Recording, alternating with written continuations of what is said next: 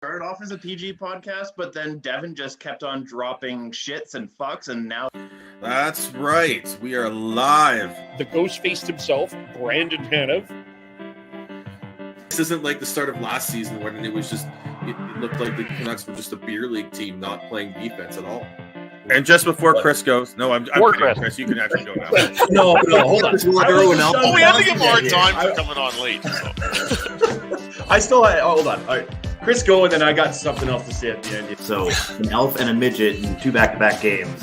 He's definitely on a friendship tour for sure. Saying, I'm okay with him being, the 6'7" defenseman. No! He is a AHL defenseman right now. Look, Shonky, don't mind Devin, okay? We all struggle with Devin, so you know. Hello, everyone, and welcome to the Shifts and Pucks podcast. You can, of course, follow us on Twitter at Shifts and Pucks, Facebook.com Shifts and Pucks, YouTube.com Shifts and Pucks, and, of course, subscribe wherever you get your audio, as well as on the Area 51 Sports Network, as we are here. We're excited. It is Monday, April the 12th, and we're going to kick this off with some good news. But first, we start by saying good morning or good afternoon or good evening to Chris. Hello, Chris. And I start with you because normally you get neglected. So, Well, thank you, Kevin. I appreciate that. Hi, Kevin. How are you doing? I'm good. I'm feeling a little under the weather, but not super under the weather. So, but I'll be okay. I had a good first day at my new job today, so I'm in pretty good spirits. Good. Kelowna treating you well? So far, yep. Okay. Sean, hello. Although, Chris, aren't you technically in West Kelowna? Yes, technically I am. I'm doing all right, Kev. What was that about? What was that little shot for? Oh, it's the whole... We'll pull the curtain back a little bit here. Kevin put out a poll on the weekend about whether or not Abbotsford's part of the Lower Mainland or not, and it all started was because I said that it was quite the night for sports in the Lower Mainland when you had Vancouver Canucks, Vancouver Whitecaps, and the Abbotsford Canucks all playing at the same time. And people took not offense, but didn't agree with my use of the term Lower Mainland to describe Abbotsford, apparently. So it was Tyler who initially protested too much.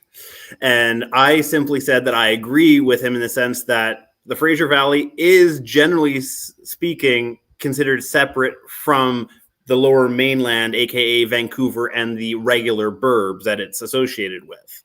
But of course, Sean had to dig deep and go to the Wikipedia and multiple other websites and brought up the fact that generally, when you're referring to the Lower Mainland in a colloquial sense, that it's all encompassing of the Fraser Valley as well as the greater Vancouver area.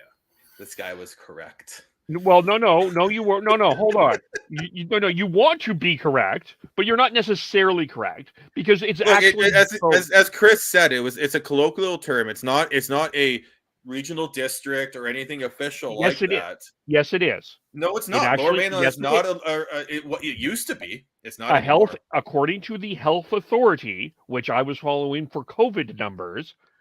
Abbotsford's part of Fraser Valley, and Fraser Valley is a part. That's where it is. So you're both right. I'm more right. I'm always more. You want to be more right. But, it's Sean's stubborn ass will never give up. So yes, neither will yours, there, Chris. So yes, but I feel like you were especially fired up about this topic. No, I was just being a shit disturber, honestly. Well, yeah. So that was the debate of the weekend, if where Abbotsford is. But we're going to start with some good news. Now, there's a game on Saturday, April the 23rd at the Scotiabank Saddledome. It is the Vancouver Canucks taking on the Calgary Flames. It may not have meaning for the Flames. It may. And it may have or may not have meaning for the Canucks, but we have tickets for the game. We have 3 tickets, and we've been running a contest. 2? Okay, we have 2 Only 2 tickets. tickets. Okay, we have 2 tickets, and so we're going to draw them. We've been doing a contest since December. Beginning of the season. We've been doing a contest with words of the week and all that sort of stuff. So we're gonna do the draw right now off the bat here. So we're gonna find out who's winning these tickets. All right. So yeah, what I've done is I've been keeping track of these in an Excel spreadsheet, and I've randomized them to deal with that, all that. And what I'm going to do is I'm going to random draw of 2 numbers, and we will find out which numbers they are and who gets to go with Devin and myself to the April 23rd game between the Vancouver Canucks and the Calgary Flames. So here we go. And of course it refreshes. There we go. 95 and 93. So I'm just going to stop sharing this screen. And we're going to share. Did this the wrong way, but whatever. Go back into here. So 95 and 93. 93 is at Herculag on Twitter, which is Dylan. So Dylan, you better book some tickets from out in the Lower Mainland, and then get your ass out here to Calgary. You're coming to the game with us if you can make it. And 95 is also Dylan. So we'll do another draw here, just because we want to make sure that we get 2 separate here. So we'll do another one here. 9 and 39. 9 is also Dylan. Dylan was the one who did everything. Like he got us all. And 39 is also Dylan. Wow, this is great. This is some great podcasting. All right, Dylan. All right. Can you tell Dylan really wanted to go? 105 and 99. So 99. Jeremy Harris. There we go. Jeremy Harris as well.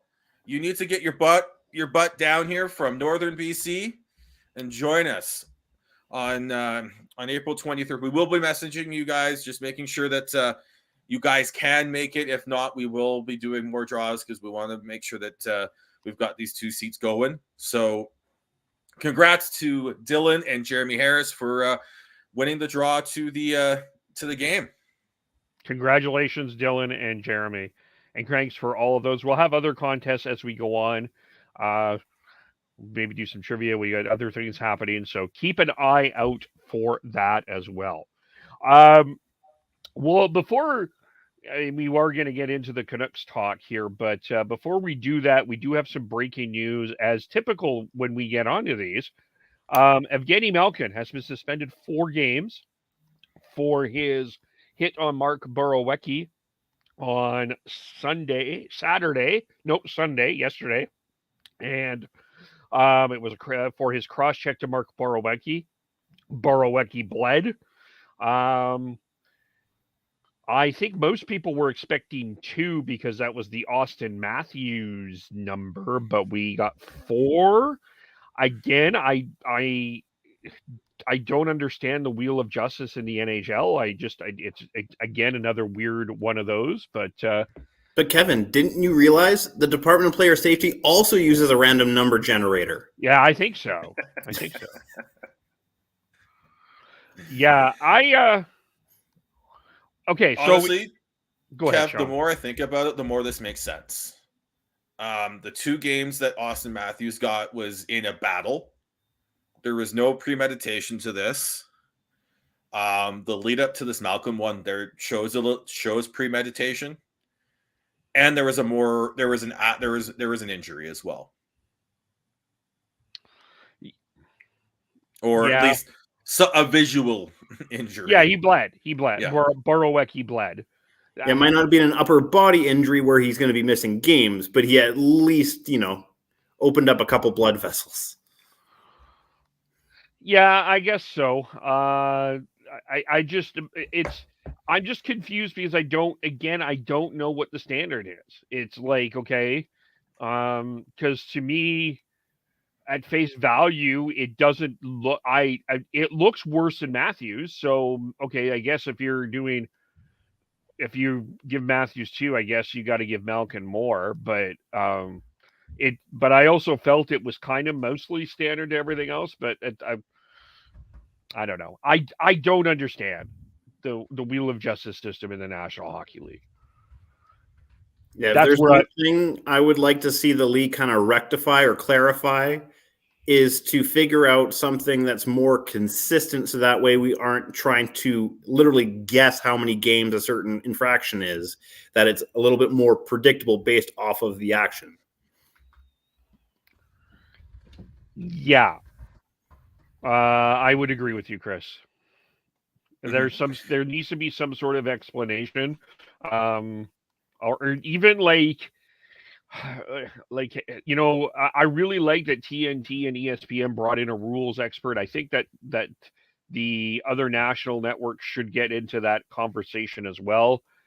Maybe that helps as well as just okay on Sports Center or on whatever show you give an explanation of why it's for.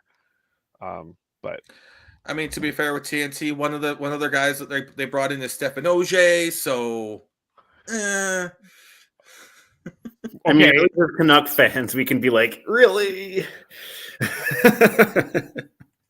Okay, someone that read the rule book. Okay, well, it's like TNT brought in someone that has read the rule book, whether that's an expert, that's their title for them. Anyway, yeah. So that is that. But if you have any comments or questions or anything like that, join us. We'll get into that. So the Vancouver Canucks have a chance, or do they have a chance? I guess that's where we kind of are beginning.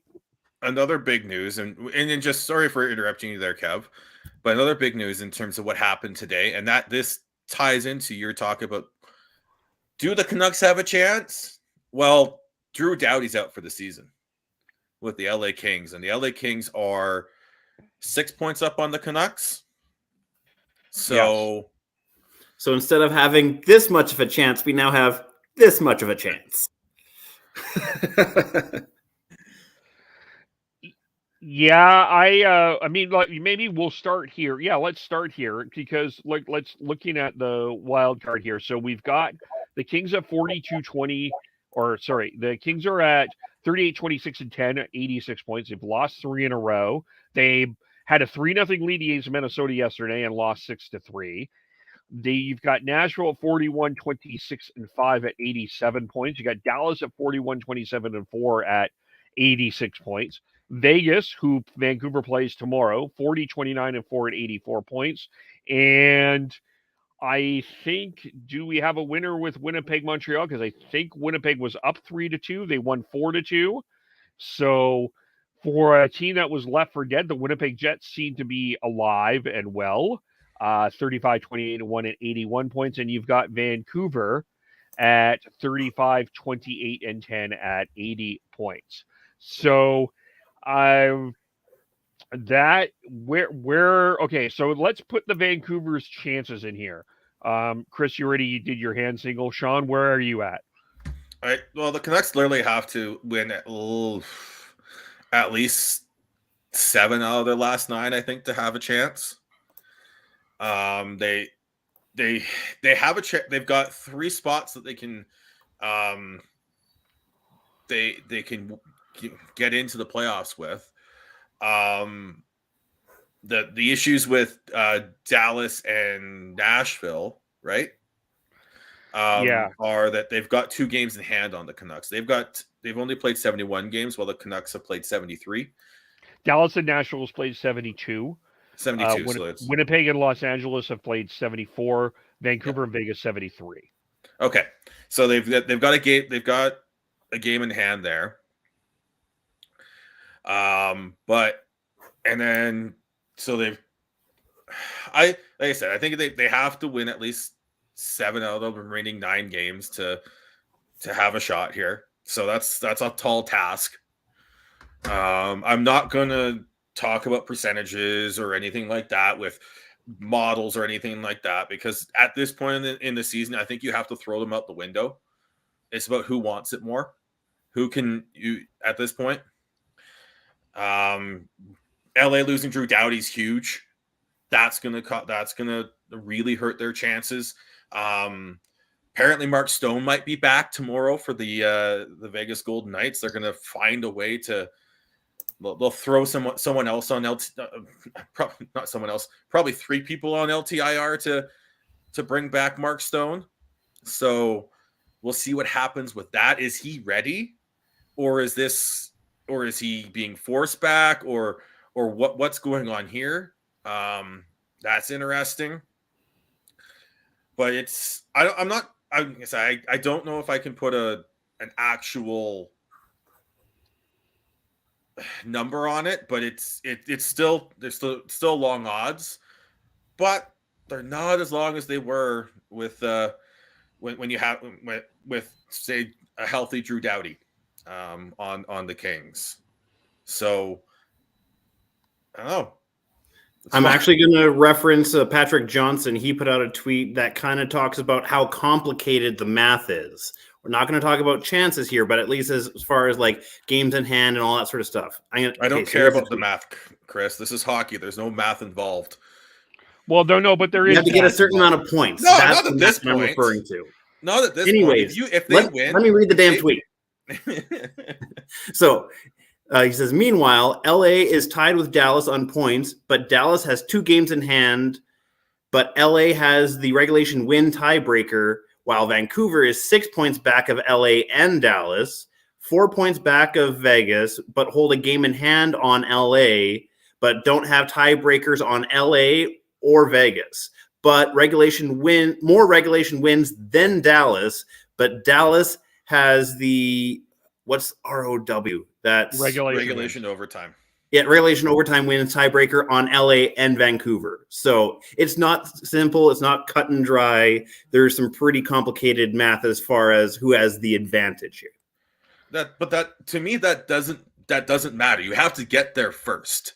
You have to get to a point where you're tied first. So until that actually happens, all that is meaningless. Meaningless. If you get ahead of them, doesn't fucking matter. Well, to break it down, though, really, if you're the Canucks, your 2 main focuses are the Kings and Vegas. So if you beat Vegas tomorrow, that's a huge step. That's a big must win. That's a must win, and it's a must regulation win. You can't give Vegas a point tomorrow. To me, if you give Vegas, if it's 6 away from Vegas, it gets really tough at that point. But if you beat Vegas, you're 2 behind Vegas, you're 4 behind LA, and I think the other thing with Vegas right now is Mark Stone or not, they are starting to get their game together. Jack Eichel is starting to get a lot more comfortable here. They seem to find a way. So if you just focus on Vegas and LA and focus on your games, who knows? You don't have really any control over Nashville, Dallas, or Winnipeg because you're not playing them anymore. So you have to, you can't control what happens there. Dallas lost to New Jersey. You got Nashville playing San Jose tomorrow. San Jose has lost. San Jose is stumbling along here, but you never know. They could play spoiler. The Kings are playing Chicago. You never know. Again, that could be Spoilerville as well. But you can't really control anything of that. You can only win the games that you have in front of you. Yep, and that's why all that complicated tiebreakers and all things. It is what it is. But you have it's just go out and win. This is playoff hockey for the Canucks at this point. Go out and win. And if you do, then you've put your best forwards, and if there is a tiebreaker that you have to go through and you'd lose it, oh well. But at this point, go out and win. It's that simple. Yep. And I honestly think that all this talk about percentages and modeling and all this, chuck it out the window. It's go out and win time. It's playoff time. Do you have that? Does that modeling really fucking matter in the playoffs? No, it's playoff time. Go out and win. Well, I agree with you about the model, but I do think, like, in terms of like wins, I mean, which is, yeah, I think we're saying the same thing. I think we're all saying the same thing. We're saying it differently. Is where I conclude on that. But yeah, but even LA, I wouldn't like. I know Drew Doughty hasn't played in a long time, so. They've been that team has more than Drew Doughty out. They have been basically, I think they're playing with band-aids and stitches and, I mean, it was a tough homestand for them last week too, because they lost to Calgary and they lost that game to Edmonton in regulation. And it's going to be interesting. They need to win too. So, but I think it's going to be, what I think is interesting, is fascinating, is we've got a playoff race in the final 2 weeks of the season, and I think from a fan point of view, that's interesting. It's fantastic. This is what you want in the final 2 weeks of a season. You don't want freaking the East, where basically all 8 teams are locked in. Yeah, and have been for months. The West is living up to its reputation of being a logjam and having entertaining, meaningful games in April. Yeah, I agree. Agree with you on that. There on that as well. So, but I guess to get to one of the things we didn't get a chance to talk to, this is a little bit of old news, but probably someone I think it relates to where we're at right now. And it's Patrick Allvin had an interview with, as aforementioned, Patrick Johnson a couple weeks ago, talking about where his journey into the game of hockey, who his favorite player was, which was Ulf Samuelsson, which I was not an Ulf Samuelsson fan, but that's okay. He was a mean player. If Cam Neely was wearing a Vancouver Canucks jersey, Ulf Samuelsson you would not be calling Ulf Samuelsson a mean player. You'd have a little bit more of derogatory terms for him. I agree, but yeah. Anyway, yes. But Ulf Samuelsson was some of his favorite players. But what are the things that and I'll pull this up here if you give me a quick moment. Where is it here? I had the article. He basically said that Patrick Allvin said that they don't have a superstar and they are not contenders. Here, I've got the exact quote here. There's 2 key quotes here. We'll focus on the first one and then I'll get the second one. He said, by the way, he was a bit of a dirty player. I mean, he looks like such a nice guy. Anyway, so here let me. He looks like a Bond villain, honestly. That's why I love him. I still think he looks like Tim McAuliffe, but I mean, not far off. I can definitely see that similarity. Yeah, that's okay. We have some good players in place. I think every single player down there in the room has something to prove. We don't have the superstar. We're not a contending team right now, so every single player has something to prove to us, and that's going to be the mindset moving forward. So, okay, this is where I'm going to start with a little bit of controversy. And I want to hear. I'm sure Sean is going to throw something at me. Chris will. I think Chris will not, but Sean might.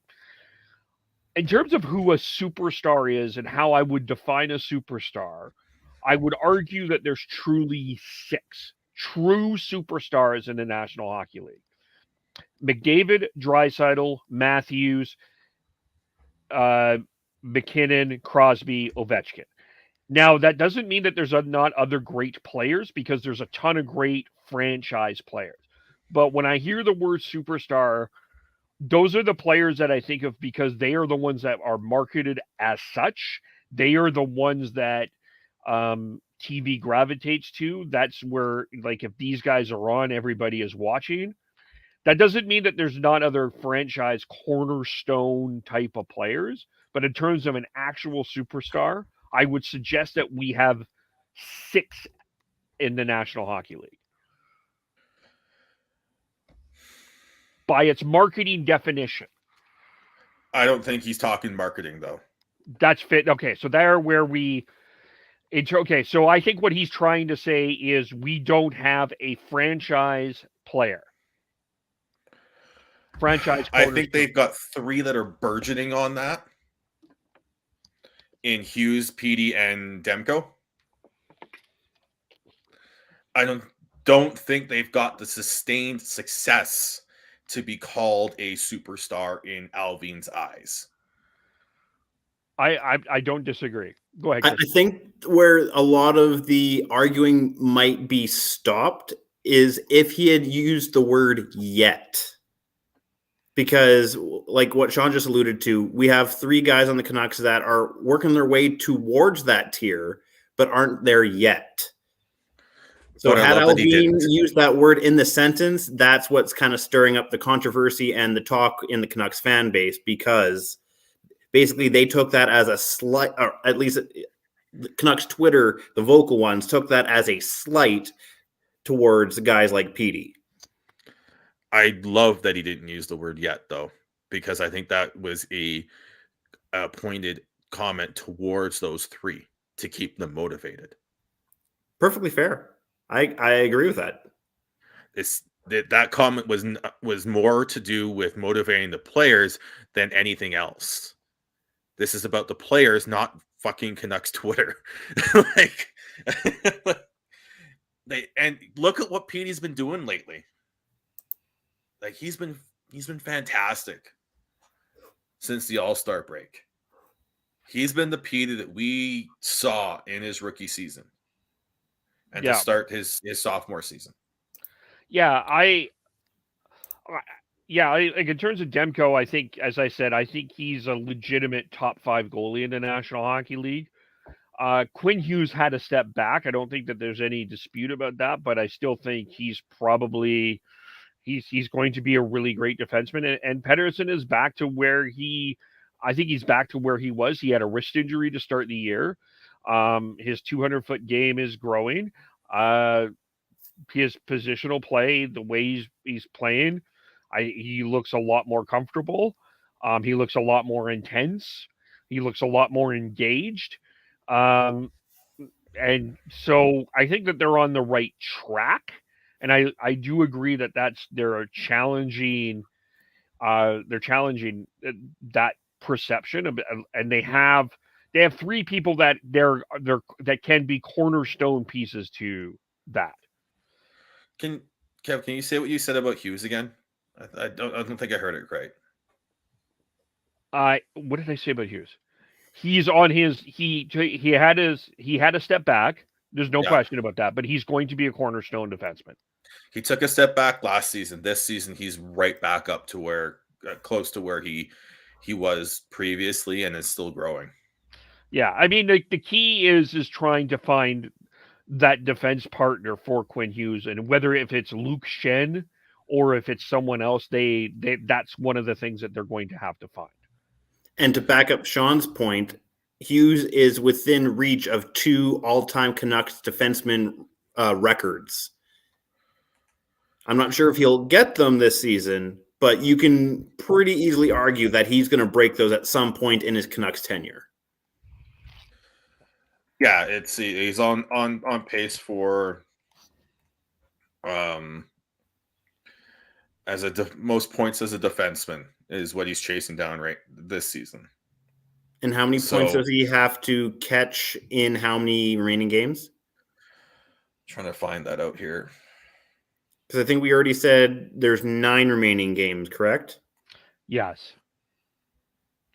9 games left. But I don't know if he's going to get there, but he will type deal. And the other thing is he's on the kill. He's on the penalty kill now, and his mainstay there now, which is huge. I've always been my one knock against him is that if you're going to be a true number one defenseman, you need to be able to play all situations. You can't just be an offensive defenseman. You can't just be a defensive defenseman. You have to play all situations. And he is now. Yeah, I'm not saying he's not a number one defenseman.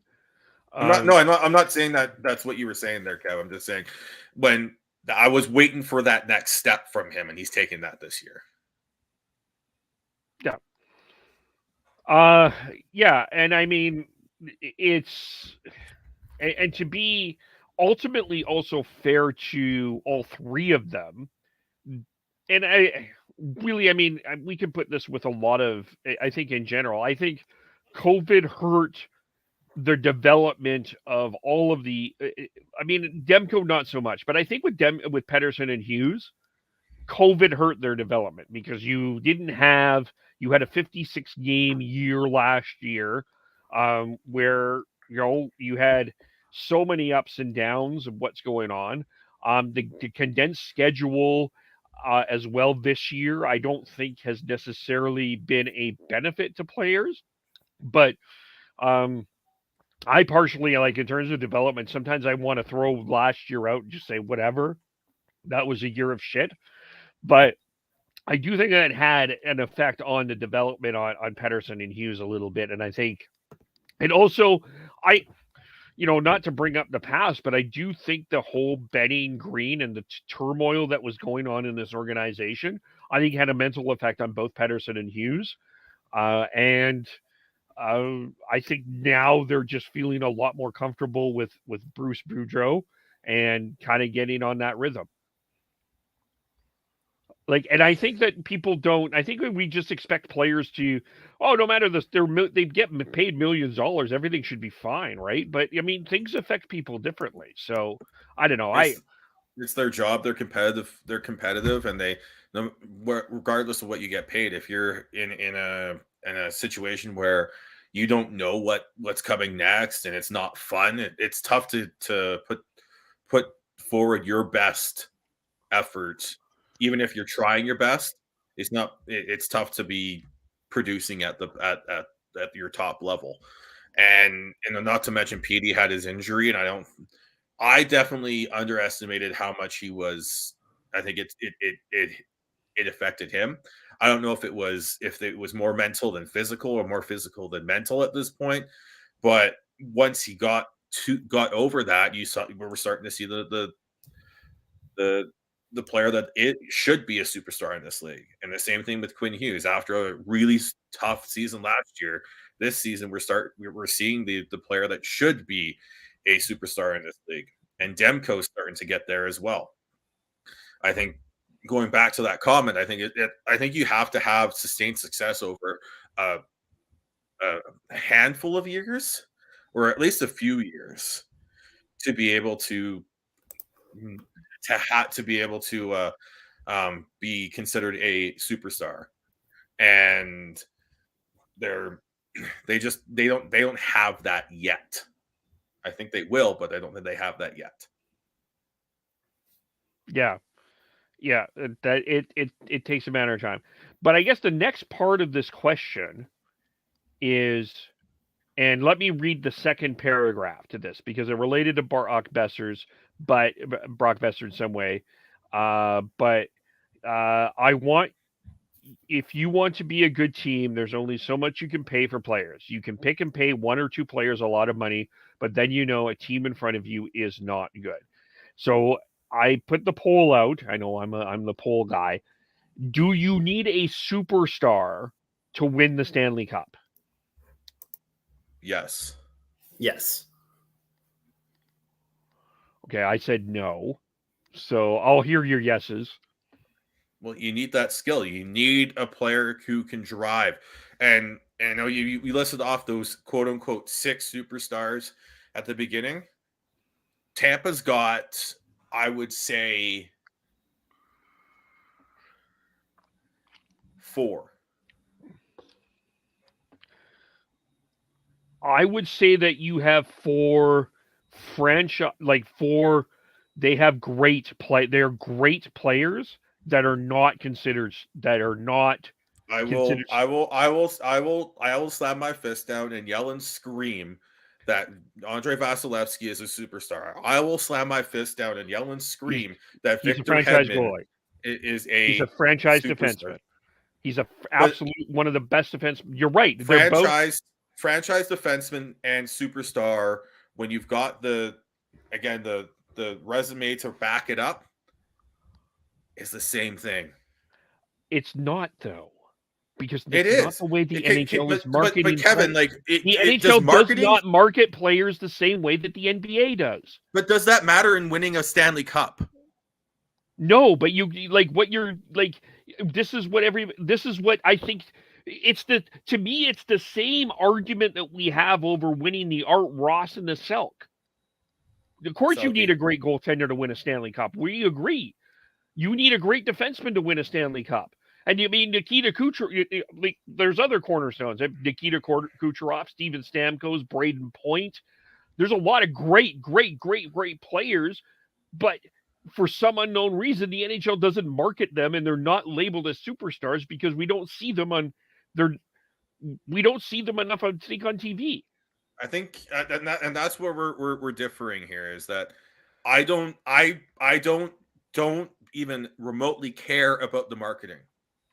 In terms of, for me, a superstar is someone who's been at the top of the game, won awards, or been nominated for awards in multiple years, and has been considered one of the best, if not the best, in their position. In their position. So I don't care. I don't give a limit. I don't care about marketing and how stupid the NHL can be at marketing players. We can get into that argument in like offseason in terms of how ridiculously just behind, like, they just don't market the players the way they should. So does that make players who are just as good as some of the players who were out that you were listed as superstars as you made them because of marketing, does that make them not superstars? I would actually argue that if we're using Kevin's argument of like the marketing angle, that Tampa has at least 2 former superstars in Kucherov and Stamkos. They might not be considered that this season by the standards that Kevin's using, but they used to be that tier. They might not be anymore, but because Tampa has so many excellent surrounding pieces around them, that's why Tampa is as dominant as it has been the past several seasons. Well, I still would argue Kucherov is as elite as, I mean, I don't know where I would put him in terms of top players in the league, but I would argue and suggest that he's top 10, certainly one of the top 5, 10, top 5, 7 in terms of offensive talents in this game, for sure. And yet he's not a superstar. Because I think you need to redefine what a superstar is, and that would be where I'm coming from. Okay, that's fine. But okay, he's a star that they need to show off a lot more, and we know Nikita Kucherov is an amazing personality. We've seen his personality come out, and it would be great. And I do think that's where I like. And then you got Braden Point, who, like, I think is a top 10 player in this. You know me, I love Braden Point. And then you still have Stamkos. Stamkos is still up there. I mean, we've Vasilevsky, Hedman. There's a lot of great players in Tampa Bay. I think also, though, where Alvin is coming from here, and I think the most important thing is you still need a team. Like, you cannot have. I don't think that you can have a Matthews, Marner, Carey, McDavid, Draisaitl. I think it's very rare to have one guy carry your team to the Stanley Cup, unless it's a goalie. No, and but that's that doesn't very mean rare. That doesn't mean you don't need a superstar. Like, they might not be the number one star for the entire run, but they'll each take turns throwing the team on their back for a brief period of time. in the same sense, and probably the most prominent one that Canucks fans will understand is what Kessler did against Nashville in the 2011 run. Doing something like that and multiple players doing that throughout the run is what gets teams to the Stanley Cup final. Yeah, agreed. Yeah, I agree. I think it comes down to also, I think the other argument within this is payment, right? Is how do you pay players and how do you structure that your salary to make sure that you're maximizing the most out of the players? Because the other quote is here is you can pick and pay one or two players a lot of money, but then the team in front of you is not good. So again, it comes down to how you're paying the players. And this is where teams are getting in trouble. And I do think that I actually do agree with Alvin on this. I think that you have to be somewhat careful of how you're paying players and how do you surround your team with a competent team up and down the lineup, 12 strong forwards, 6 strong defensemen to your goaltender. How do you construct a team? I think is what Patrick Alvin is trying to get. He's not trying to. I think what he's trying to get to here is saying, look, like, we got to be a team. Teams win cups. It's not individuals. And there are individual stars in this league, and we can have the debate about superstar or star or whatever till the cows come home. But you need to be a team to win a Stanley Cup. And to bring this in a full circle is like it's the NHL's hard salary cap that kind of hamstrings teams' ability to be able to market their stars like the other big sports leagues do. Like just an example out of a hat, MLB has these crazy massive contracts. NBA, I don't believe, has a hard salary cap. So like a lot of the other like big four sports leagues, they have the ability to basically pay these massive stars and then market them as such. So if teams weren't hamstrung and being cap strapped and basically almost forcing their superstars to take a lower pay, like a lower wage, or not wage, but you get my point, a smaller payday, then that kind of hamstrings the ability of marketing them as this like elite echelon superstar. Am I crazy, or do you guys agree with that take? I agree with. I'm at the point where I'm like, can we stop talking about marketing? It has nothing to do with the Alvin comment. It does and it doesn't though, because why does marketing matter for Alvin? And what he's it doesn't matter. Marketing doesn't matter for Alvin. I think it's correlated to the cap in my mind. Yeah, that's so. When you get a superstar, when you get a guy like, you toss Connor McDavid. What did you? $8 to $10 million a year, and you're paying someone $8 to $10 million a year. And I'm going somewhere with this. Then you cannot pay. It's tough to pay someone else. Then you're not, because of the hard cap. You're kind of, you have to pay less for something else, and you're not getting a good quality. But if you're paying someone at the top, your top level 7, then you can get a 5. You can get someone really strong at a really valuable rate. It comes down to what you said about JT Miller, Sean. If JT Miller wants to be here and JT Miller is a leader, he needs to take less money so they can build a team around them. It's the same thing with what you've said about Matthew Tkachuk. If Matthew Tkachuk is a leader, then he needs to take less so they can build a team around him. I think that's what I'm trying to say. I'm just really confused because I'm like, it's on ice play that I think he's really talking about, and I think it's all about maintaining the high level that those 3 players have shown will make them superstars. It shouldn't matter. It shouldn't matter what the marketing. Well, I think it's the word superstar. It's the word superstar that I think we're getting hung up on now. I think there's two conversations: the superstar conversation and how they pay. And how you pay, yeah, that's a huge thing in the cap in terms of whether or not you set the bar and what the top players can be paid on your team, and then everyone falls in after that. And I think that's kind of where Alvin's going here with the you can pay a few players that, but then you have to bring that around. So the Canucks don't have any $9 or $10 million players right now, but they also have an OEL making 7 something when he probably should be more in the 5-ish, right? So that kind of hurts, but yeah, I think there's a superstar comment, which is such a subjective term, right? And I think what Alvin's getting at is more on ice stuff as opposed to the marketing bullshit that's out there. And then there's the cap issue, which is making sure everyone fits into the cap properly, and you're not having to bargain buy in the Walmart bargain bin for players that can play in your top 6 or top 4 because you don't have cap room, which is what has hampered the Canucks for years under the Benning regime. Bringing in good veteran players is key, but overvaluing them and paying them big money on long-term deals is what has put the Canucks back. Yeah.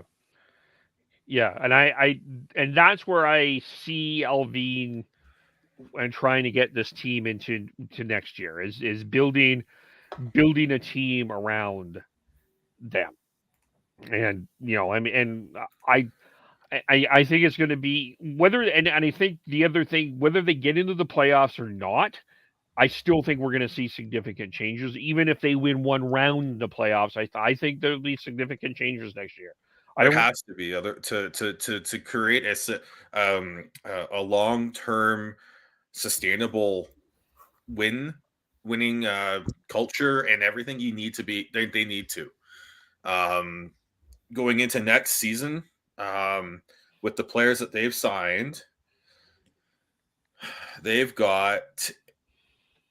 Let's see here. According to Cap Friendly, they've got a projected cap space of $13.3 million. But also, you have to take into account that the year after, Horvat needs a new deal. JT Miller needs a new deal. Höglander is going to need a new deal. Travis Dermott's going to need a new deal. You're going to have to find a way to, and not much is coming off the books after that on that season, other than those 3 players.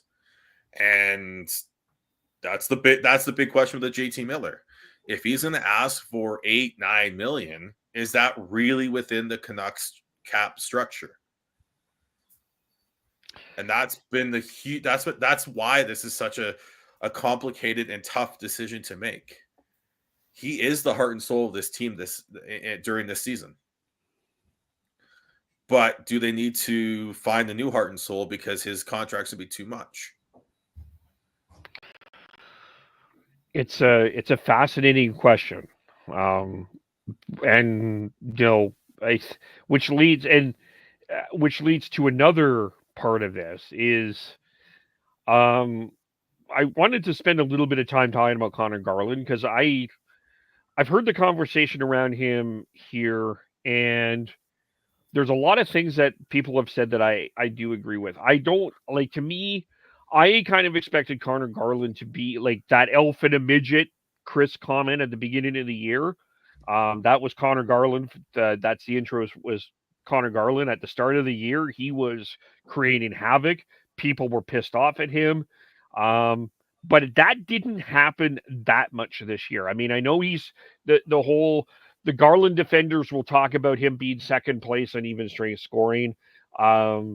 The detractors, I think, just don't see him as a fit. But I just think, to me, I would like to see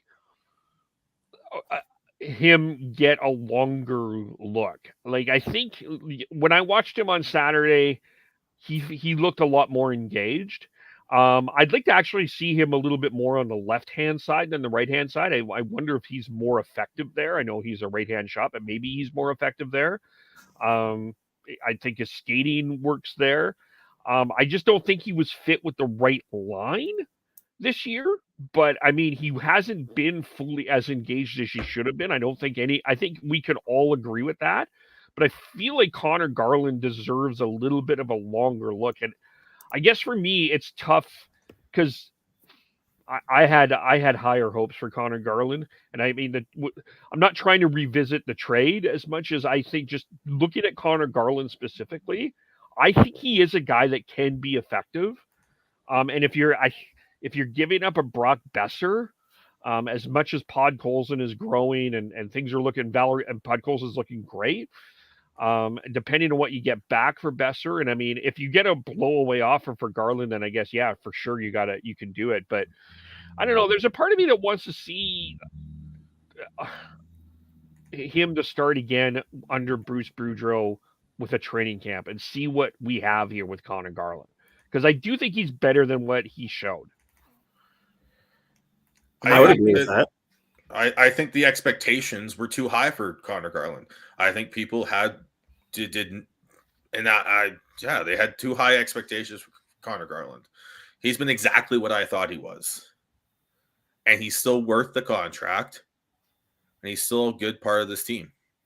Yeah, at below $5 million a season, I honestly think he might not have been as prominent as he was during that initial run at the start of the season.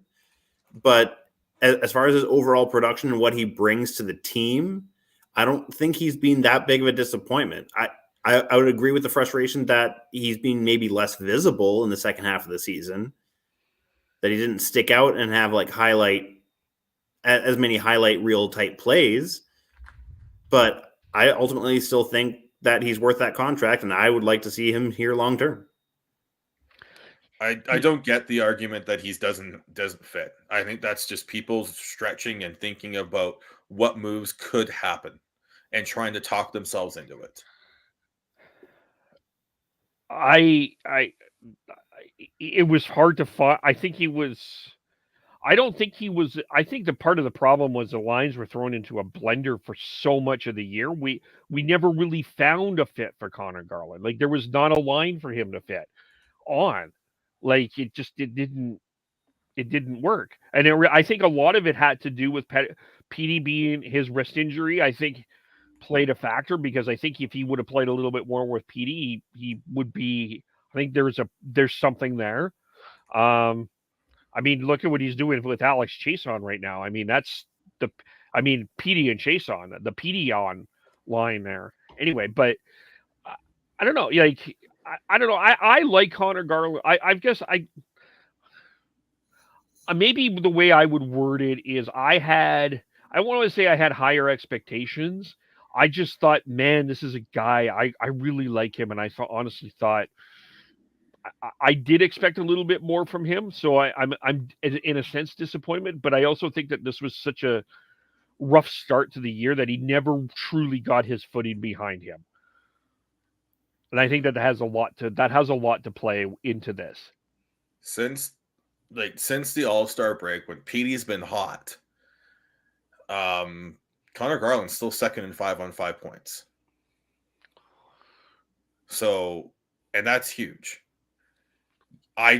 Trading Connor Garland would be a mistake, flat out mistake, because you need, and honestly, I'm watching through all this right now, and I just wonder if we've been fed so much drama around this team that we're now addicted to it as a fan base, and we're trying to drum up drama where there isn't any, including Connor Garland isn't a fit. No, he is.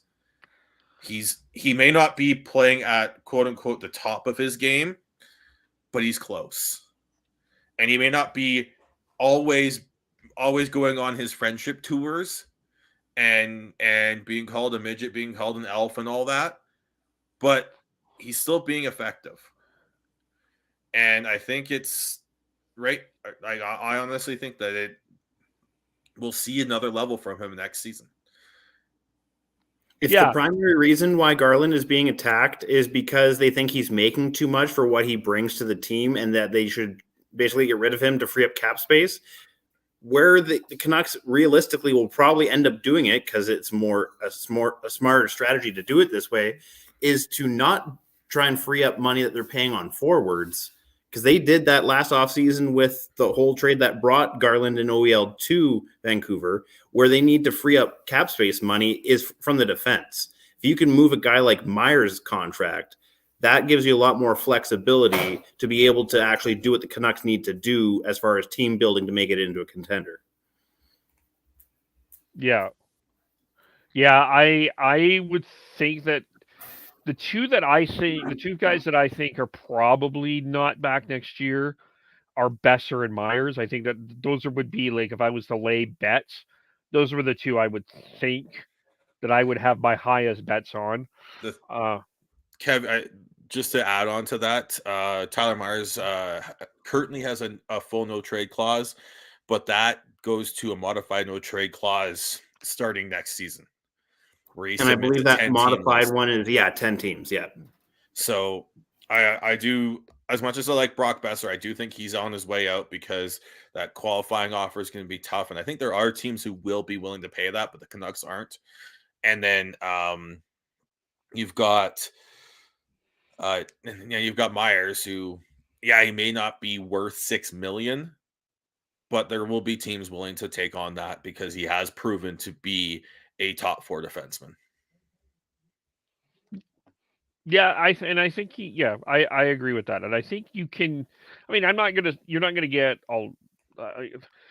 get an amazing amount for Tyler Myers, but you'll get a solid amount for Tyler Myers that you can work with, I think. But the cap space that they should be able to get in that trade would be worth more than almost probably the assets they get in return for him. Just to go back to Connor Garland just for a quick second, I think that part of what I hear is they say they look at what Tanner Pearson's doing, and he's done less than Tanner Pearson, and they don't feel that that's enough. And to me, there's no one on this Canucks team that is more disrespected than Tanner Pearson. Thank you.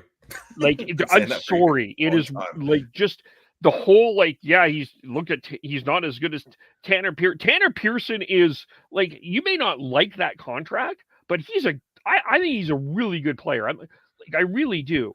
Like, I think he does exactly what he's a better version of what Trevor Lewis is, Derek Ryan, even a Tyler Mott, even an Andrew Kopp, in a sense, that he knows his role and he plays it to a T.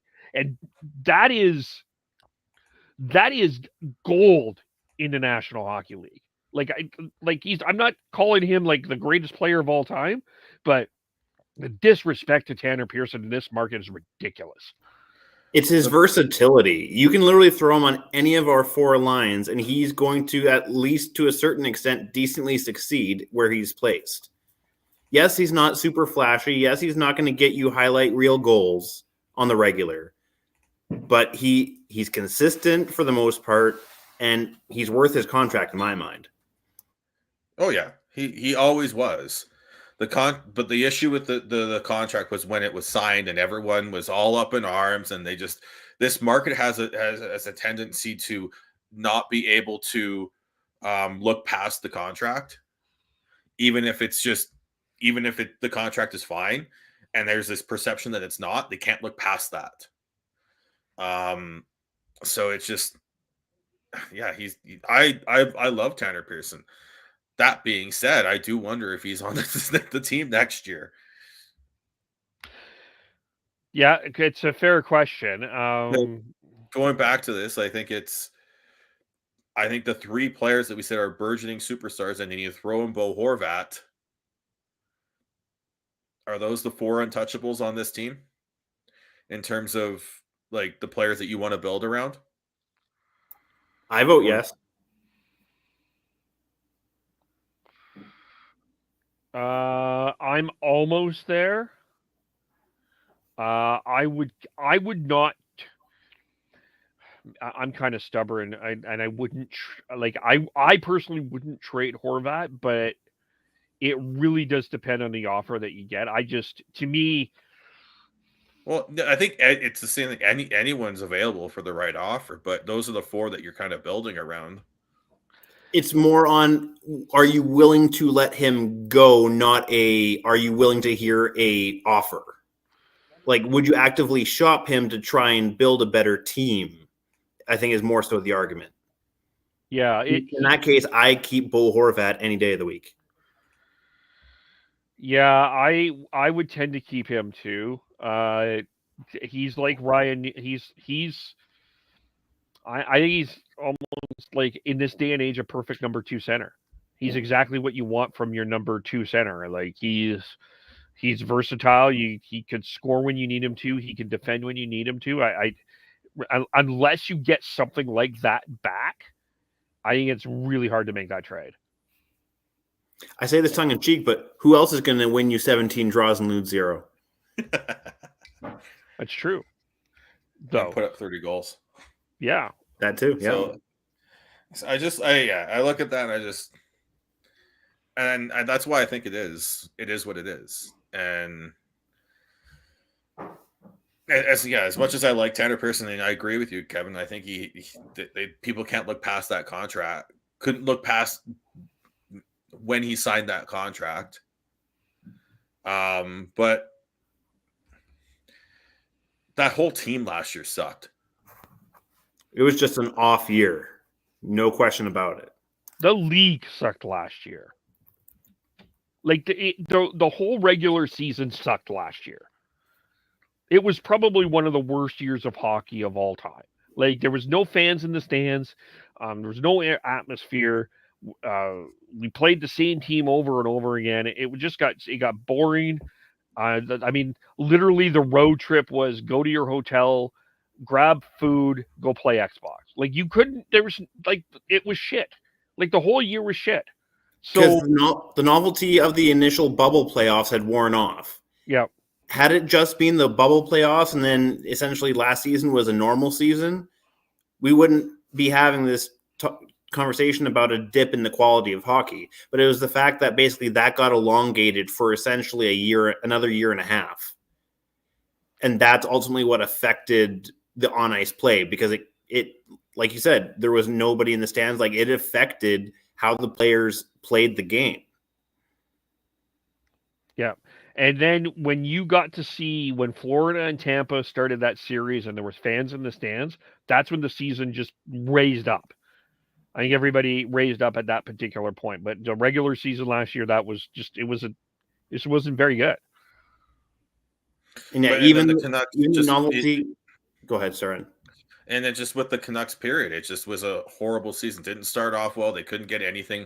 They were playing like a beer league team with no defense. It was horrible. And it was the whole team. And you have to find, and if you're in a GM in that situation, you have to figure out, okay, what players that do I know are going to bounce back? And guess who bounced back?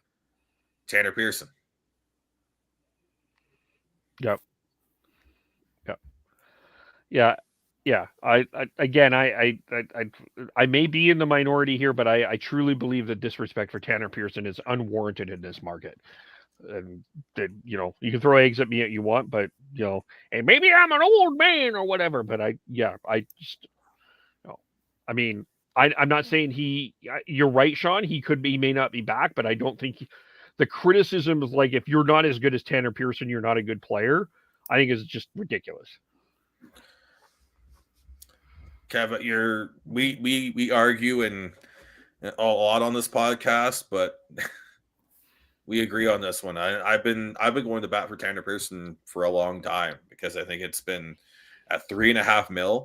You're getting a steal of a deal for him. Yep. Do we want to touch on the Kyle Burroughs hit? I guess from my perspective, yeah.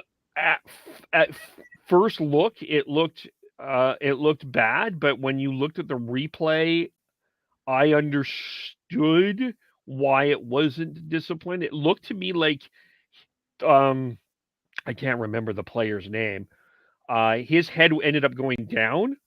Nick So I Merkley. almost, yeah, I don't like at first look, it didn't look good, but I don't think it was malicious or dirty or suspendable. But again, I never understand the NHL rule of law, so I don't ever want to predict because I've predicted a few times. I'm always wrong, so I've quit predicting.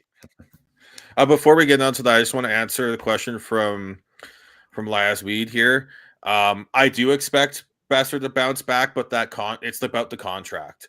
Are you able, if they're able to get Besser to sign a contract that is more of a steal of a deal and not locked into that qualifying offer that's going to be around $7 million? That's the issue with Besser, and that's why we're likely seeing him moved on in this offseason, I think. But now back to the Burrows hit. Yes, was it high? Yeah, but he got him in the shoulder. And he got shoulder first, and Merkley did make a last-minute attempt to try and avoid the hit that kind of made it look worse than it was. That, and yes, it was somewhat late. And to me, if anything, that would have been the reason why it was suspendable, was the lateness. But clearly, the league didn't feel it was too late. I forget where I heard it, but there was a podcast I was listening to where they were talking about, it was basically the NHL has a precedent set where it's basically like, I think like 0.8 seconds is kind of where they draw the line on it being too late, and therefore is, I guess, suspendable at that point. And they said that hit was like 0.6. So like, yes, it was late, but clearly not to the point where the league thought it was too late. They did talk about that during one of the intermissions, actually.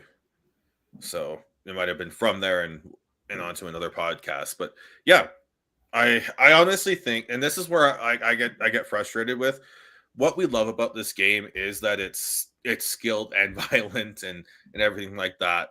And we've gotten to a point where every high hit or borderline hit, people start like screaming bloody murder for it. And I'm like, no, I looked at that hit and I watched it multiple times. I'm like, I didn't see it. I'm like, yeah, maybe it was a tad high, but that doesn't make it suspendable. That doesn't make it worthy of a penalty. And as you said, like although we're talking about split seconds here in terms of what makes or breaks a late hit, because even then, I think when you looked at the going back to the Aaron Rome hit, I don't think it was. I think that was like 0.7 or something like that. So it's still subjective.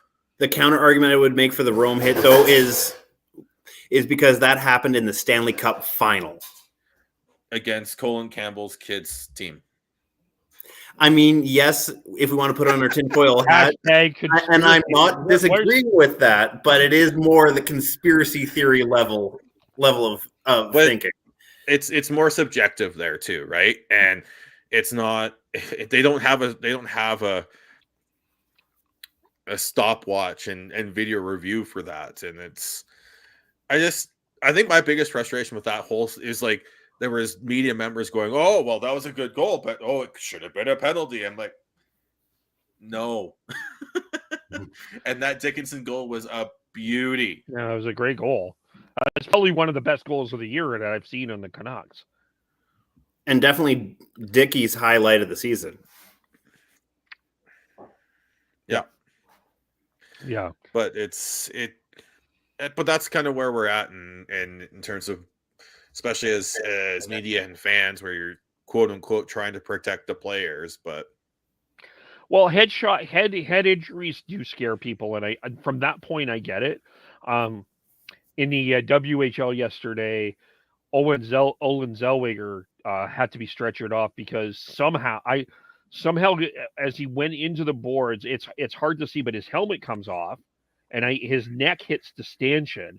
And it's very scary. It was a very scary situation, and I thought the hit was a bit dirty, but I mean it's head injuries. It gets people scary, and then you see the stretcher out, and it's the head injuries that I think, for me, that's what scares me. It's the head injuries, because we've seen the damage that it's been done with it. So, Yeah, and I get that. I feel like we've gotten to a point where we're just yelling and screaming for the sake of yelling and screaming instead of just trusting that the medical professionals know what they're doing. Yeah. Yeah, and probably and just well, it's Twitter. We yell and scream. That's what's the objective of being on Twitter, to yell and scream. They should call it Yell and Screamer, not Twitter.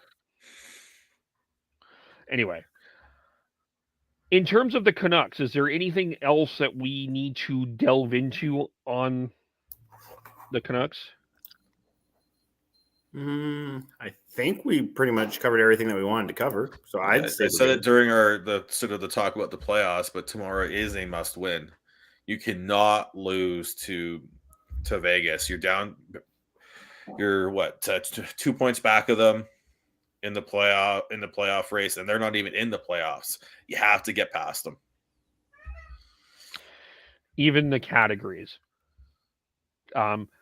But yes, I agree, and they have to. I guess the other part of that, just the final thing I would say, better starts at home, better starts overall. But you got to you got to treat it a playoff game. You got to be ready at 7:05.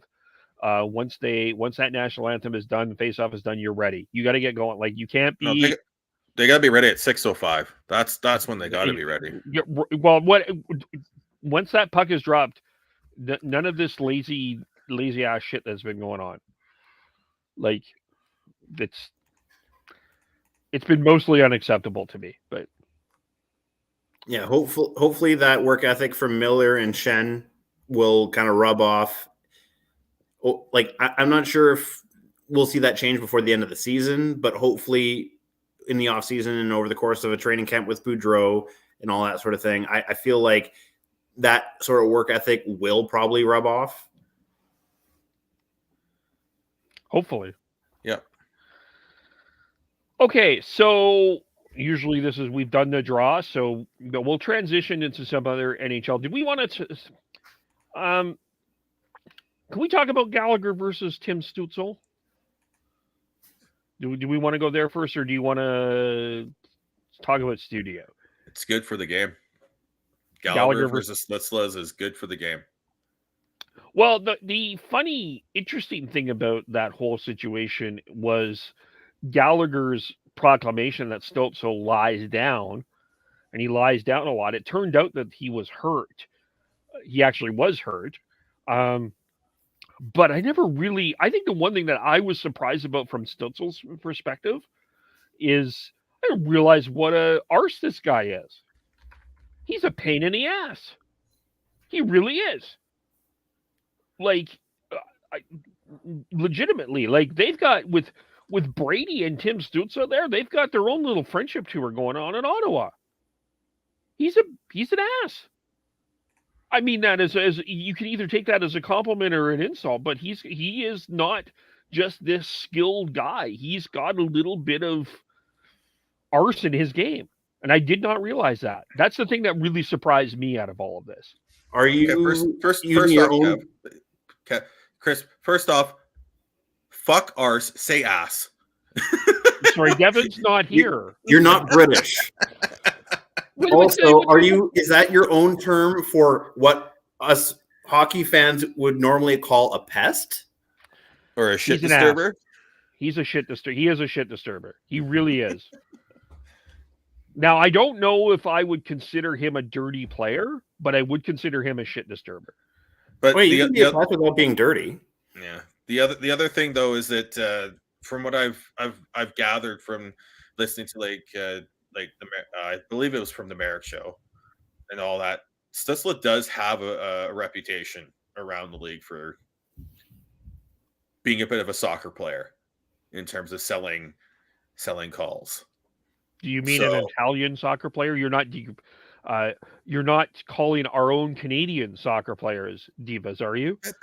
They all do it, Kev. They all do it. Yes, Italy might have a reputation that maybe is above most, but footy as a sport in general has its own fair share of actors. And but that's part of the game. That's apparently part of the game. I wanted to get it out of that. Like, just stop it. But it's not is- about. I will counterpoint that your love of fighting in hockey is just like that is just as much a part of footy. As much as you hate it, is just as much a part of footy as fighting is to hockey. In my argument. Yeah, I would like to see that diving crap out of soccer, and for sure. But yeah, I guess the best way to word that with Stutzle is he's a bit of an actor, but he is a bit of a shit disturber, and I didn't realize that about him. Like that was just something I didn't know. But it turned out that he was injured, so that I think was that makes this Montreal-Ottawa rivalry all fascinating. Here's Gallagher calling him out, and I think that probably as you know, yeah, he was injured, but I think Gallagher's comments sound like they're very valid too. So that was what makes that interesting in and of itself. That and you also know that Gallagher is not just a complainer that likes to hear the sound of his own voice. Typically, if he's going to take the time to say something publicly, he fully means it. And I think that's kind of where the gravity of that headline came from, is because like, oh shit, like Gallagher actually is throwing some fire at him. Yeah. But again, like I said, it's good for the game. We need more of these rivalries. We need more of this like hate and frustration and bickering back and forth. As wrong as Torts is about Zegras and having skill in the game, he is very much right in the sense that you still need to have that hate in the game. Because that's what's going to suck if it's LA and Edmonton in the first round and there's no Drew Doughty. Oh, I know. Oh, Doughty versus Cassian, you know we need it. Well, it depends what Oiler fans are debating if even Cassian should be in that lineup or not. That's a whole other thing because all Oilers fans want is skill and that's it. They don't want anything else, which is not hockey. Well, the whole debate is it's Cassian or Puljujarvi, and the whole argument from what maybe I'm confused, but there's a whole argument about Puljujarvi. Because some of the media has been really critical about him because he has 3 goals in the last 30 games. But the analytics folks are all like, Puljujarvi is driving the play with McDavid. And like, he's great. And, you know, if he goes into unrestricted free agent, someone's going to toss an offer sheet at him and that won't match. And then some of the veteran writers are like, he has 3 goals in 30 games and he's playing with Connor McDavid. Yeah, because McDavid is hogging all the goals and all the points. but you shouldn't. I love. I saw that playing with McDavid. I don't know. I saw that debate, and everyone's like yelling and screaming at the old school guys. I'm like, he still needs to produce. I remember getting into this with someone about Blake Coleman back 3 years ago. They were calling him a first line player. And I'm like, he's not. And to be a first line player, you need production at that level.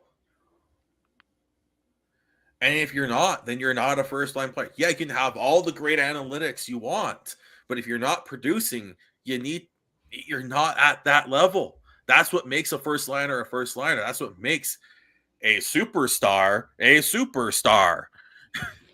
But flashes in the pan is not the same thing as consistency. Why are we even debating it's that either or? It should be both. Yeah, and they are, and both are in there. Yeah. Well, I think I haven't been. I have to admit, I'm not closely monitoring every single thing on the Oilers lineup as much as other things. But I mean, I think Cassian has been a healthy scratch a couple of times here, but I could be wrong there. Someone in the comments or someone could let me know. But I mean, yes, but Cassian's the type of guy that will create havoc and change a series too. Can I tell you something though? I got to tell you, the one guy that just I really like on that team is Sean Durzi. Sean Durzi is going to be a hell of a player as a defenseman. I really like. I mean, that's a. We'll have to get Devin's take on that because that was a tough give up. That's the Muzzin trade. Yeah, it is. I really like him a lot. He turned out really good with that Muzzin trade because it was Muzzin. And then LA also got they got Durzi, and then they also got Trevor Moore. Yep. In that trade, and Trevor Moore has been an absolute a really good player and a key player for them. Yeah, but man, they're not scoring offensively since the play. They have no offense on 5-on-5 since the trade deadline. Yeah, I just pulled it up, and the top 5-on-5 player in terms of scoring for the Kings is Philip Deneau and Trevor Moore at 12 points. While we go to the Canucks, we were debating Connor Garland. He's got 16. Tanner Pearson's got 12. Oh man, it's gonna be tough for the Kings. For the Kings, if they and unless they turn it right around, because Vegas is coming, Canucks are coming. It's going to be tough. Yeah. Just to clarify, Muzzin was traded for Carl Grunstrom and Sean Durzi and a first-round pick in the 2019 draft. And Jack Campbell, that was a separate trade.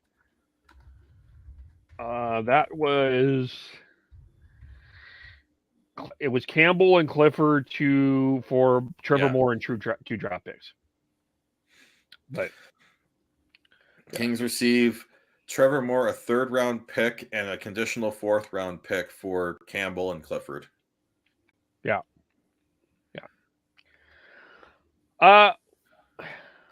Wish Tyler was here to have this conversation because I always love the TV expert's opinion in this. And I feel like Tyler's smarter than me at this anyway.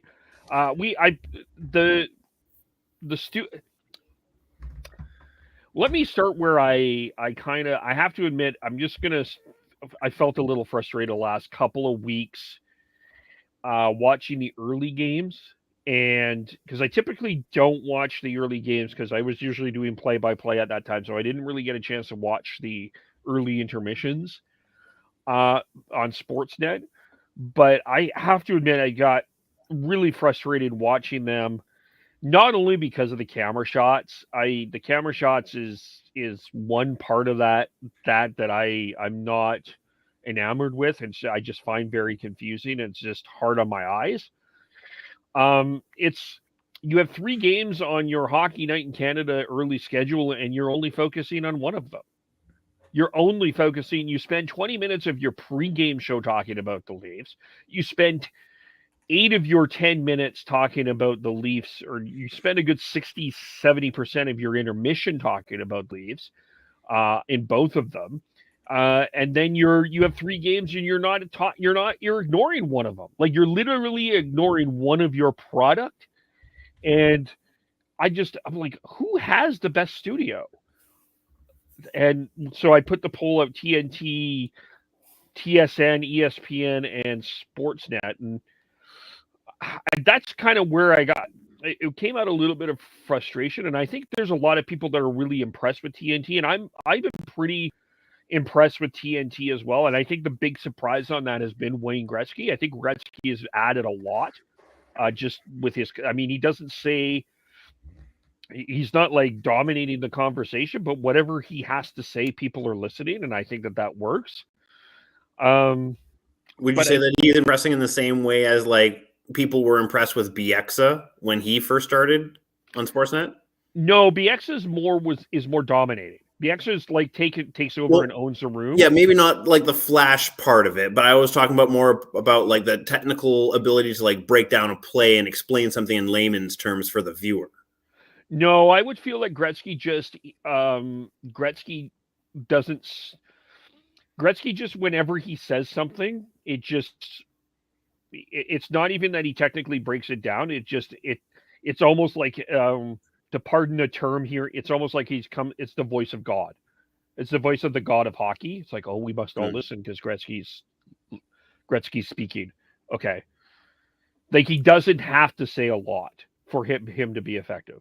That's fair. I was just only asking because I'll be totally honest, I haven't seen anything from ESPN or TNT this season. That's fair. My biggest issue with TNT is the fact that they're extending these intermissions to a point where almost every Wednesday night, if they've got a double header, it's being bumped to like 8, like for me, 8:30, 8:45 starts, which is absolutely just not right. I'm sorry. And maybe it's because I'm getting older and I don't want to stay up stay up too late. But like I'm there to watch hockey, not watch people talk about it. I'm there to watch hockey. Extending intermissions is not what needs to be happening.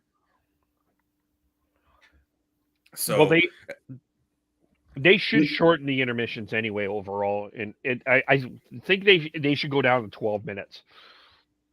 Actually, to kind of bring it back to our last episode where Kevin was talking about 3-on-3 overtime, like, yeah, if they shorten the intermissions, you probably don't have to really potentially consider changing up the overtime in the playoffs.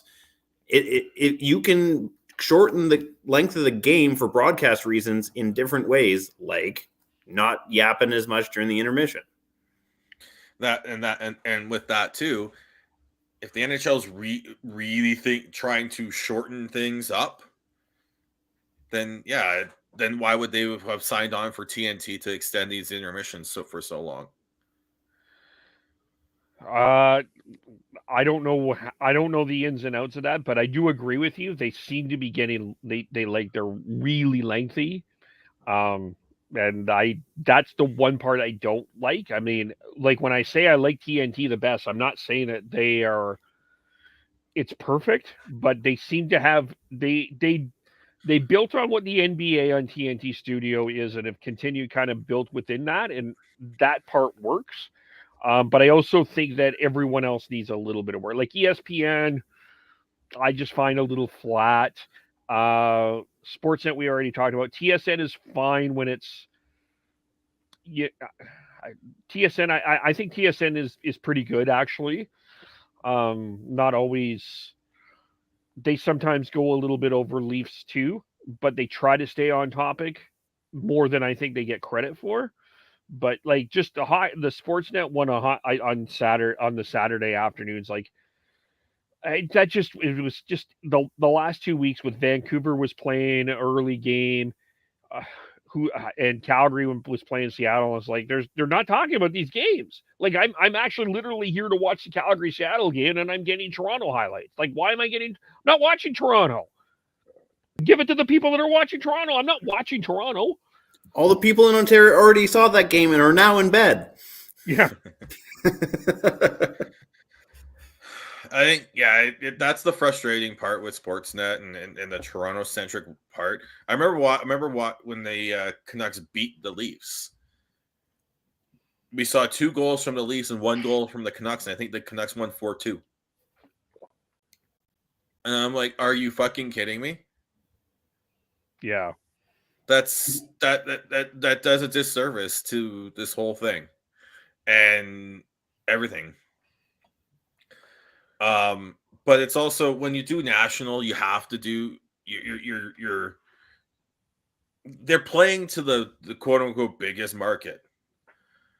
But then if that's what you're doing, have 2 different cuts for your highlight packages. Have the one for the night of, where it actually is more an abbreviated version. And then if you want to expand and make it more Toronto-centric for when people in Ontario are up the next day, then have a different version for them.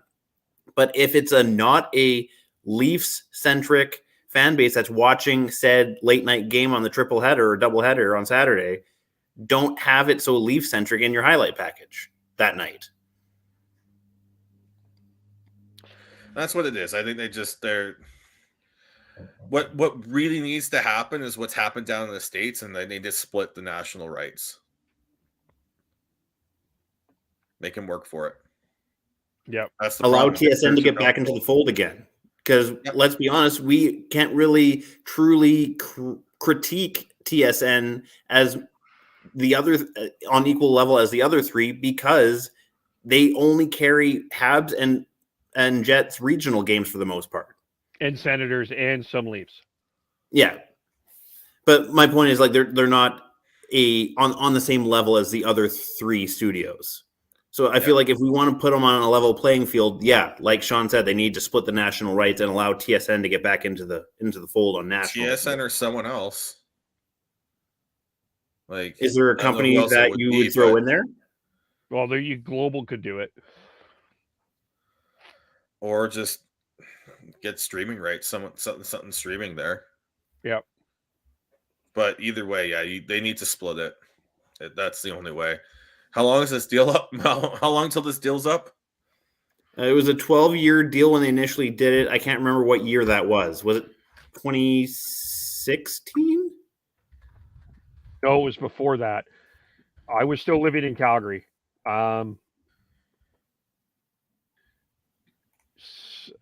Sorry, good podcasting here. 2013. Yeah. Okay. Because I remember 2014 was when it kicked in. And so we're basically looking at the end of 2026. Yeah, and I think, do you think that there is an opt-out here? Yeah, I don't know the intricacies of that deal. I just know it was a 12-year deal. Yeah, I'll look into this a little bit more. Maybe I'll have information for the next podcast. But I do believe that there was a opt-out or they could change a little bit early, I think, but I can't remember. Yeah. But yeah, because I remember the whole Strombo controversy. I was living in Calgary when the Strombo controversy happened. I'll pull a Sean and say, what controversy? The fact that he was on Hockey Night in Canada in and of itself. They just didn't like that he was different. Yeah, he brought a totally different vibe than Ron McLean, and people that are hockey traditionalists didn't like that. I personally enjoyed Strombo on Hockey Night. I thought he brought a vibe that Hockey Night didn't have, and it was a breath of fresh air. But there was too many people that were holding on to what they grew up watching and loving, probably in the same sense that a lot of people bitched when CBC gave up the rights and then TSN ended up getting the rights to the Hockey Night in Canada original theme.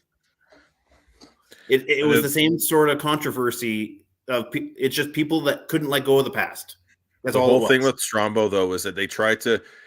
He was too smart for that panel at that point. Could you imagine Strombo with Bieksa now? And Friedman, who is like fully in his own element now. Yeah. Because back then it was what? PJ Stock, Kipper, and who was the other guy Yeah, like guys that he just didn't vibe with the rest of the panel correctly. Him and Merrick would get along great. Strombo and Merrick. They did a sport show back in the day together. But imagine Merrick, who's in his own element now. I think modern day Merrick and Strombo would be great. Well, honestly, you throw Strombo out there with Jen Botterill, Bieksa, and Friedman, it'd be fantastic. No one would touch him. Yeah. Yeah, I really like Bieksa, and I really like what Jennifer Botterill brings, and I like the fact that they don't look at the game the same way. I actually like that they are polar opposites in a lot of ways. I enjoy that. I think that that's great, and I do appreciate that Kelly Rudy is sort of the Chris of that panel, is just sort of the sees both sides. But yeah, I've heard interviews with, like, as we've gotten off the rails here, I heard interviews with Strombo and about his experience there, and I think even John Shannon said that it was probably a little bit too early for Strombo. Like, this probably, if you were going to put Strombo, this probably would have been the time. But like back then, it wasn't. It was such a drastic change because not like it was technically off CBC, and it was off. Like, there was a whole bunch of changes that I felt like Strombo was at a bit was at a distinct disadvantage.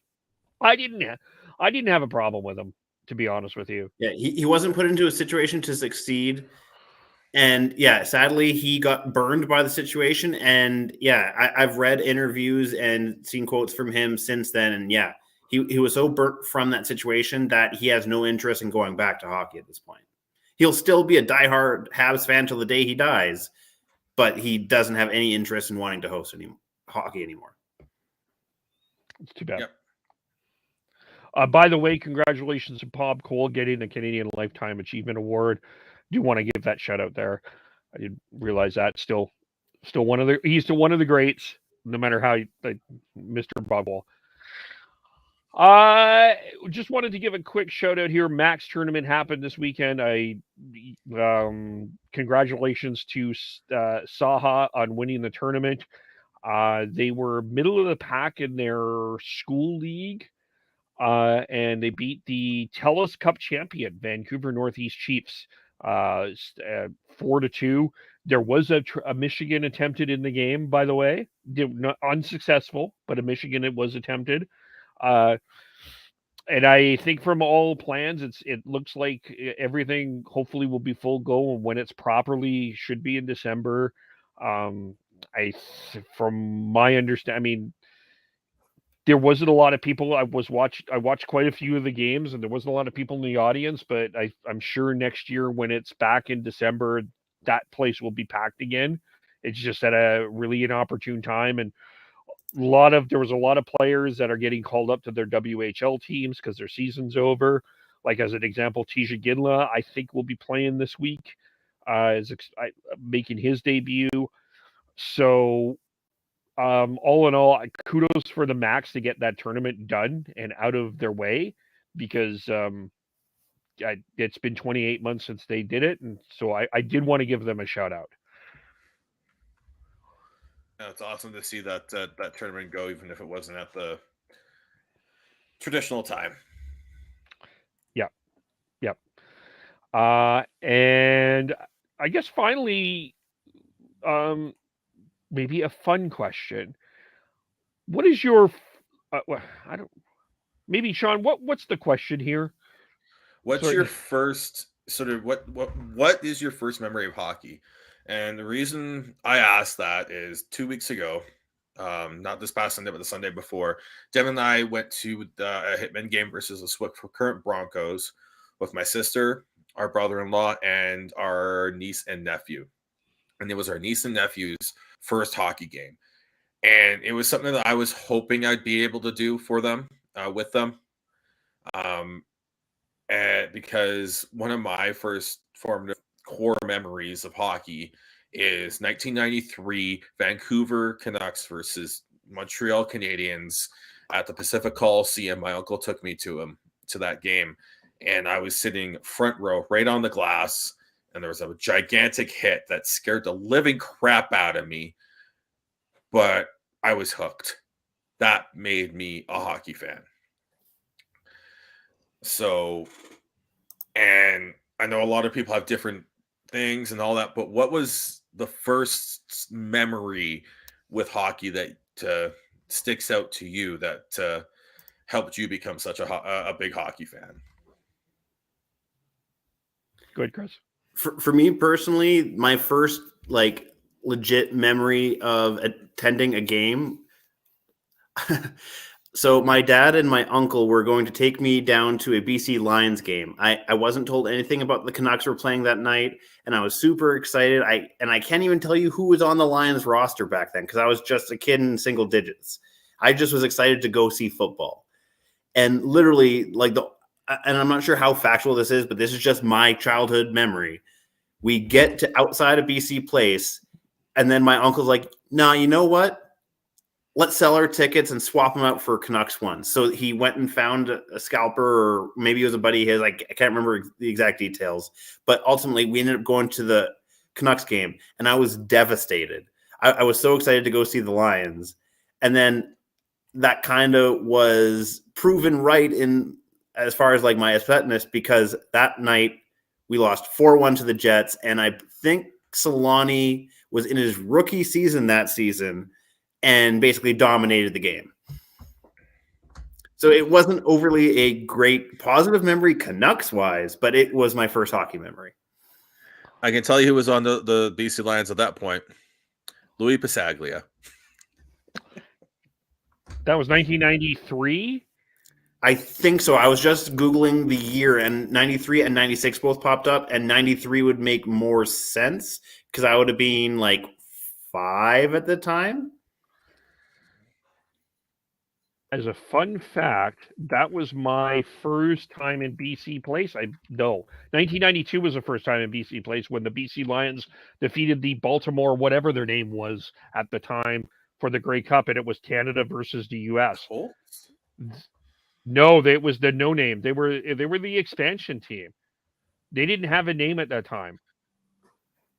That one? That was 90. That was 1992. I want to say it was 1992. No. That was 94, wasn't it? 94, yeah. That place was rocking. Like, it was insane. Anyway, hockey. This is what we're talking about, not football. First live, I think it was the Montreal Canadiens, Boston Bruins back and way back when it was the Adams division. I think that was the first one I saw, and I was hooked then. I'm trying to remember the first live game, and I think it was a little later in life before I saw a live game. So I don't remember seeing one in '88. I remember, yeah, I like the biggest live memory game the biggest game live that I've ever seen was when Pavel Bure scored the overtime winner in Game 7 double overtime. I was at that game back in 94. That was 94, right? Yes, it was, because it was 95 was the lock. Yes, 1994. I was at that game. That was the most significant. That was probably my first appeal to the Canucks. And then, yeah. Are you talking about the Brown de Bure, that goal? Brown de Bure, yep. I was there. And, yeah. That's a wicked experience to be there for. So was friend of the show, Kevin Woodley. He drove all the way from Vancouver for that. I went to every home game that year for the Flames. And the upper rows at that time were empty in the first 2 games. Not a lot of people know that. Anyway, because we were getting the cheap seats, and then Game 7 it was packed. But yeah, If you finish though, I just want to. Can one of you guys bring up my dad's comment, because my dad is adding some additional context to my memory. Gino scored. Oh, Gino. And if we're talking about amazing goals that we got to witness in person, my buddy Matt got me this poster almost kind of as like a going away present. And this was by far the best goal I have seen live. And it was that Daniel Sedin between the legs goal. And this poster breaks down that play. Was that the goal on Kiprusoff? Yep. Canucks won 7-3. Is that Golden Kiprusoff? Yeah, his name's right there. Sorry, I can't see it. I didn't see it. I was trying to remember. Oh, there. Yeah, okay. Canucks won 7-3, and that was also the game that Henrik secured the Art Ross. He officially passed, Ovi couldn't catch him after that game.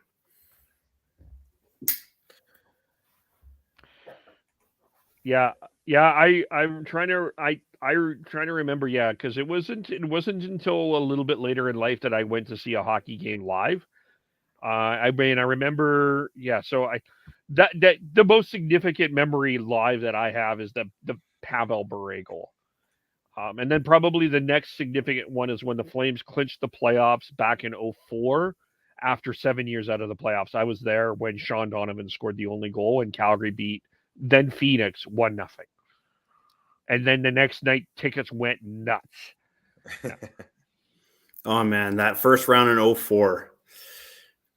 I remember that series well for a lot of the wrong reasons.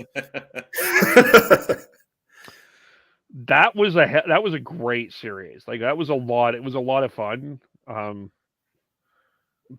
Both ways. It ended up overtime. I mean, went down to the wire and geez.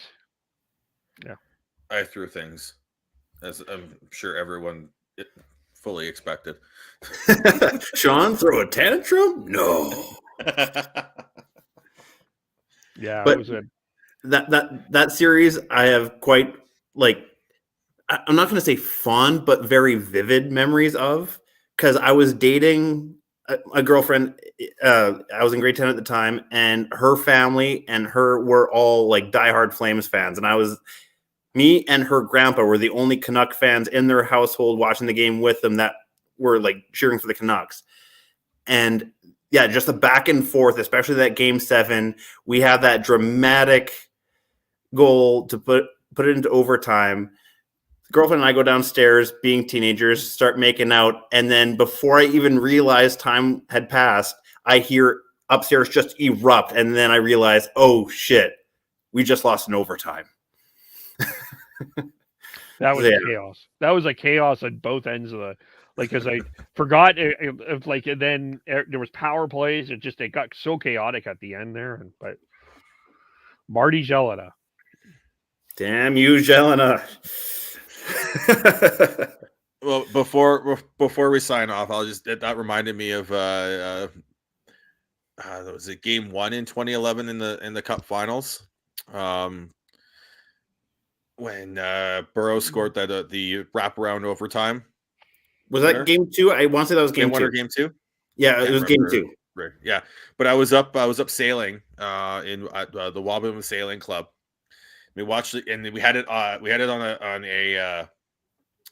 a projection screen TV up in the loft of the sailing club, because it's just west of Edmonton, out in the middle of nowhere type deal. So everyone's sort of camping or staying in cabins around it. So everyone's there watching it, and they go into overtime, and I go outside to try and just breathe and calm down. I'm throwing a football around. I walk upstairs just as the period starts, which is just as the goal happens, and I lose my mind. I almost missed it. And this is all my friends up there, they're big Oilers fans. So I remember in 2006 we were out in Victoria for a big world championship regatta, and that was during the 2006 run, right? So that was back out in May. So we're all out in this. We're sailing on right beside the naval base in Esquimalt in Victoria, and so we're at the naval bar after a day of sailing, and the Edmonton crew is just huddled around this little TV, watching the game. The rest of us are just having a good time, and all of a sudden we hear this when something happens. It was great. That's us Canadians right there. Yes. And I suppose to finish things off, we'll bring up my dad's final comment. Well, Canucks being a Sunshine Beat ended the parade after the 82 loss. I sort of remember the 82 run. Vaguely remember it. But yeah, it was that was kind of one of those where you knew going in that the Islanders were going to, because the Islanders were so dominant those years. So yeah. But we should maybe in the off season we'll do some reviews of those series and bring up the personal connections. That might be an idea for when we get into the off season. But we'll leave it here. as we're past Tyler's bedtime. How do we follow everyone? I am Bearded Connect 03 on Twitter. I'm at Schneids on most social media. Tyler, as mentioned, TNOBLE. We miss him. Devin, Gordhouse09. I am KEVOLE. Shifts and Pucks on Facebook, Twitter, YouTube, Twitch, wherever you get your podcasts, as well as in the Area 51 Sports Network as well. And like, share, all that sort of stuff. Follow, give us a good review on all the platforms that you can. We will be back on Wednesday where we talk Flames as we explore what to do once things are clinched, because things should be clinched pretty soon for the Flames. We'll have to see. That's a bit of a different perspective, but we'll talk about that on Wednesday. We'll talk to you all very soon. Thanks for listening. Bye for now.